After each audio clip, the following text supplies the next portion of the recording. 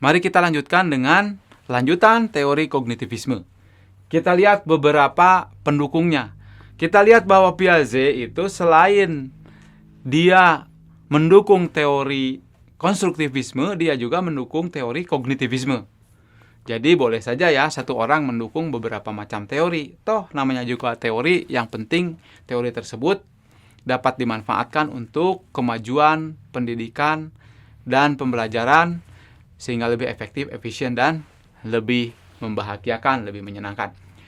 Piaget ini menyebutkan ada 3 tahap pengolahan atau pemrosesan informasi dalam otak kita. Yang pertama adalah melalui sensory memory, kemudian melalui working memory, dan melalui long term memory yang akan abadi dalam otak kita. Nanti kita akan bahas lebih lanjut. Sementara Bandura dan Ausubel, tadi kita sudah bahas di segmen sebelum ini, itu mengajukan mengenai cognitive information processing dan assimilation theory. Nah, tadi kita sudah bahas sekilas ya. Kemudian pembelajar itu belajar melalui pengolahan informasi di dalam otak kita, di dalam mental kita. Kemudian kita harus menggunakan strategi tertentu untuk mendapatkan ilmu pengetahuan secara baik. Oleh karena itu, cara dan bahan ajarnya harus mengikuti sebuah teknik tertentu yang kita namakan kiat-kiat pembelajaran multimedia. Peran dari guru, instruktur adalah mencapai dan memelihara fokus dari pembelajar. Ya, kalau pembelajarnya tidak fokus, bagaimana informasi bisa masuk dan diproses, ya kan? Dan memang itu tujuan utama guru atau dosen pada saat ini adalah menjaga fokus pembelajar, khususnya kalau belajar secara daring dari video ajar.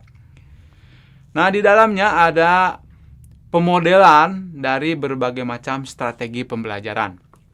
Tujuan utama dari kognitivisme adalah perubahan di dalam otak pembelajar, dan ini memang tidak mesti sampai perubahan tingkah lakunya, behaviornya. Cukup level 2 kalau dalam Kirkpatrick evaluasi pembelajaran itu ya. Contoh dari teori kognitivisme adalah latihan yang berulang-ulang supaya benar-benar kita memahami dan dapat setinggi-tingginya ya menggunakan kemampuan kita di dalam Bloom taksonomi. Kemudian bantuan visual aids ya dengan multimedia learning tadi. Kemudian ada terkait dengan mereview untuk level-level analisis dan evaluasi di dalam Bloom taksonomi. Kemudian ada jembatan keledai, itu salah satunya ya, terutama kalau dalam prinsip pembelajaran yang menyenangkan otak, yaitu memory principle. Jadi bagaimana membuat jembatan keledai misalnya.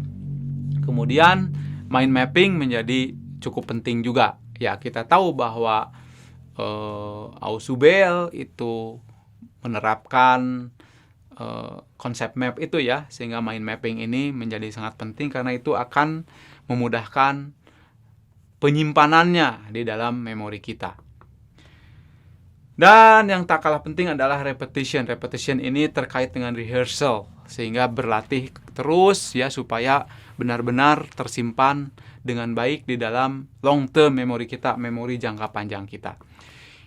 Ini tadi tambahan ya, CIP itu Cognitive Information Processing.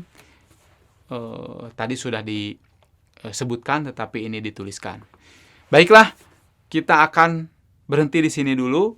Segmen ini nanti akan kita lanjutkan di segmen berikutnya. Tetap semangat.